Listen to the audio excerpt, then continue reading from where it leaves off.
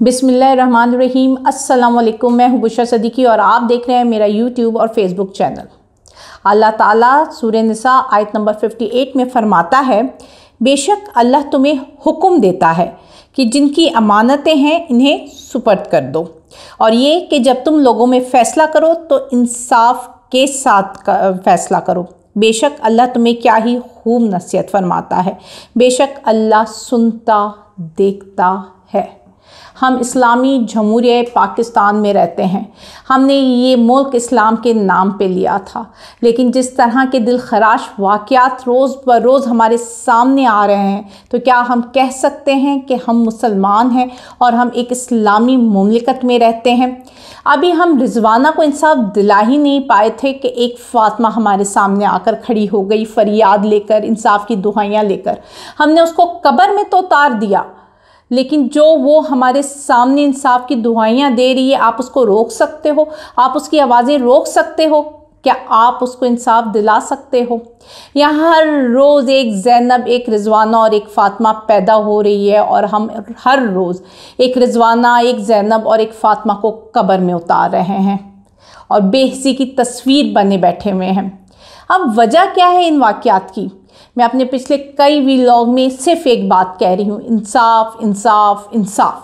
जब तक मुल्क में इंसाफ का निज़ाम नहीं होगा, अशरफिया के लिए कानून और गरीब के लिए कानून और होंगे, मुल्क में, माशरे में सिर्फ तबाही और बिगाड़ ही रहेगी। जड़ांवाला फैसलाबाद में जो भी वाक़या हुआ, क्या वो कोई मजहबी वाक़या था? बिल्कुल नहीं। वो इंतशार पसंदी का वाक़या था। वो वाक़या था कि हमारे माशरे में किस तरह इंतशार फैल रहा है। और इंतशार क्यों फैल रहा है? इंतशार फैलाने वाले इतने आराम से धड़ल्ले के साथ आते हैं, बिल्डिंग्स जला देते हैं, किसी की मजहबी इमारतें जला देते हैं बिला खौफ व ख़तर। क्यों? क्योंकि उन्हें इस बात का यकीन है कि उन्हें हाथ भी लगाने की ज़रूरत नहीं। उनके पास ताकत है, उनके पास सरमाया है, कोई उन पर उंगली भी नहीं उठा सकता। अगर उनको 2 दिन के लिए जेल में बंद भी कर दिया जाएगा तो वो अपनी ताकत, अपने सरमाए की बदौलत 2 दिन बाद बाहर होंगे। कोई उनका कुछ नहीं बिगाड़ सकता। और यही सोच माशरे को तबाह कर रही है। और ये सोच उनके पास क्यों आई? क्योंकि हमारे मुल्क में इंसाफ का निज़ाम नहीं था। इंसाफ इन लोगों की रखेल बनकर रह चुकी है। ये जो अशरफियाँ हैं ना, ये अपनी मर्ज़ी के कानून बनाते हैं, अपनी मर्ज़ी से माफ़ कर देते हैं। और इस्लामी कानून भी अपनी मर्ज़ी का बनाते हैं। जहाँ उनका बच्चा कत्ल कर देता है तो वो कहते हैं कि जी देखो जी, कोई बात नहीं, इस्लाम में माफ़ कर देते हैं, कुछ ले दे दिलाकर माफ़ी हो जाती है इस्लाम में। लेकिन अगर इनके बच्चे को कोई उंगली भी लगा देना तो वो कहते हैं हम तो सज़ा देकर रहेंगे। उसकी हिम्मत कैसे हुई, हमारे बच्चे पर उंगली उठा दी। हिना परवेज़ बट के साथ वाक़या हुआ और बहुत सारे लोगों ने मजम्मत की। हिना परवेज़ बट भी ख़ुद बड़ी जज्बाती होकर उन्होंने वुमेन कार्ड प्ले किया। तो मेरा सवाल उन तमाम लोगों से है कि जिन्होंने हिना परवेज़ बट के लिए बड़ी मजम्मतें की हैं, उन्होंने एक लफ्ज़ भी फ़ातिमा के लिए बोला? वो एक लफ्ज़ भी फ़ातिमा के लिए अपने मुँह से निकाल पाए? क्यों? क्योंकि हिना परवेज़ बट अशराफिया में शुमार होती हैं और फ़ातिमा कमीन है।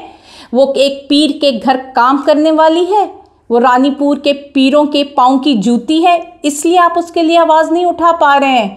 ये है हमारे मुल्क का कानून, ये है हमारे मुल्क के ज़ाब्ते। आमिर फ़ारूक आज फिर छुट्टी पर है। जब एक साबका वज़ीर आज़म को इंसाफ नहीं मिल रहा तो आपको लगता है कि ये इंसाफ ट्रैवल होकर नीचे तक जाएगा? ये इंसाफ की कवानीन कौन हमारे लिए रद्दोबदल कर रहा है? किसके लिए इंसाफ का मतलब सिर्फ एक ताकतवर हलकों को प्रोटेक्ट करना है और बाकी गरीब आवाम को पाँव के नीचे कुचलना है? ये वही लोग हैं जो कि हमेशा से, जब से पाकिस्तान बना है, जिन्होंने पहला आइन को तबाह बर्बाद किया था और अपनी हुकूमत मुसल्लत की थी, चाहे वो याहिया हो, सिकंदर मिर्ज़ा हो, ज़ियाउल हक हो, मुशर्रफ हो और चाहे अब का दौर हो। ये सब वही लोग हैं जिन्होंने आइन को अपने पाँव की, जो इसे कहते हैं, बांदी समझा, उसको रद्दी की टोकरी में डाला, नज़रिया ज़रूरत लेकर आए और आज भी जो चल रहा है वो नज़रिया ज़रूरत के तहत ही काम हो रहा है। यही वो लोग हैं जिन्होंने निज़ाम को दरहम बरहम कर दिया है। कल हमने सर्वे किया था तो एक शख्स ने बड़ी प्यारी बात कही थी कि ये जज और जर्नैलों ने मुल्क को तबाह कर दिया। ये मुल्क तो है ही जज और जर्नैलों का, ये जो मर्जी चाहे करते रहें। आपको हमने पिछला भी अपना वाक़या अब एक वीलॉग किया था जिसमें अब्दुल रहमान कैथरान के सारा हमने स्टोरी बताई थी आपको, और हमने ये भी बताया था कि कौन से लोग मुलव्वस हैं क्या है। आप मेरे उस वीलॉग में जाकर देख सकते हैं। तो जिसके साथ जुल्म और ज्यादती हुई थी उसको वहाँ पे इंसाफ मिल सका था। आज कितने दिन हो गए, बड़े हाइप क्रिएट हुई थी, पूरा मीडिया ज़ोर ज़ोर से पुकार पुकार के बोल रहा था बड़ा जुल्म हुआ है बलूचिस्तान में, बड़ा जुल्म हुआ है बलूचिस्तान में। उसके बाद क्या हुआ? सब चुप हो गए, सब गायब हो गए। किसी ने आवाज़ नहीं उठाई, किसी ने पूछा नहीं कि जी अब्दुल रहमान कैथरान को सज़ा हुई है, और अगर नहीं हुई है तो वो ज़मानतें उसको इतनी आसानी के साथ कैसे मिल गई हैं। यहाँ पे तो मतलब जो औरतें बैठी हुई हैं जेलों में उनको कोई ज़मानत नहीं मिल रही है। अरसलान की माँ ने जो इंटरव्यू दिया जिसमें देखा गया कि उसकी बेटियों के साथ क्या नाजेबा सलूक है और क्या अल्फाज इस्तेमाल हुए, तब तो कोई भी औरत को दुख नहीं हुआ जी। कोई औरत ने आकर एक ट्वीट नहीं की मुज़म्मती के जी कितने गलत अल्फाज इस्तेमाल हो रहे हैं, क्योंकि हमारे लिए कानून और है, गरीब के लिए और है, अमीर के लिए और है, ताकतवर के लिए और है, कमज़ोर के लिए और है, सरमायादार के लिए और है, कमी कमीन के लिए और है। और जब तक ये निज़ाम, इंसाफ का निज़ाम नहीं बदलेगा ये ऐसे ही रहेगा। मैं आपको इसकी मतलब छोटे छोटे बच्चों या हम गरीबों की और मिस्कीनों की क्या बात करें, उनमें इनकी कोई वैल्यू ही नहीं है, हमें कुछ समझा ही नहीं जाता आवाम को। चले हम बड़े लोगों की, अशरफिया की बात करते हैं जिनके लिए कानून बदल दिया जाता है। नवाज शरीफ मुजरिम है, मुलजिम है, सज़ा याफ्ता है जी। 50 रुपये के स्टैम्प पेपर में गया था कि मैं वापस आ जाऊंगा, ठीक है, नहीं आया। आज जी उसके लोग जो हैं चाहने वाले बयान दे रहे हैं कि जी गारंटी मिल चुकी है, उनके सारे केसेस माफ़ हो जाएंगे। कौन सी गारंटी? कानून नहीं है क्या? कॉन्स्टिट्यूशन गारंटी दे रहा है, आइन गारंटी दे रहा है। वो आइन कॉन्स्टिट्यूशन जिसने इसको अब सज़ा दी थी वो कह रहा है कि अब माफ़ कर दिया जाएगा, क्लियर हो जाएगा। कैसे क्लियर होगा बिना केस लड़े? वो कौन लोग हैं जो गारंटी दे रहे हैं? वो कौन लोग हैं जो कह रहे हैं कि एक शख्स को मार दो, एक शख्स को क्लियर कर दो, करप्शन करते हैं तो करे करप्ट, बस हमारी मर्जी का ले आओ। ये कौन लोग हैं जिन्होंने मुल्क की जो बेस है बुनियादें हिलाकर रख दी हैं और जंगल का कानून हमारे मुल्क में चल रहा है।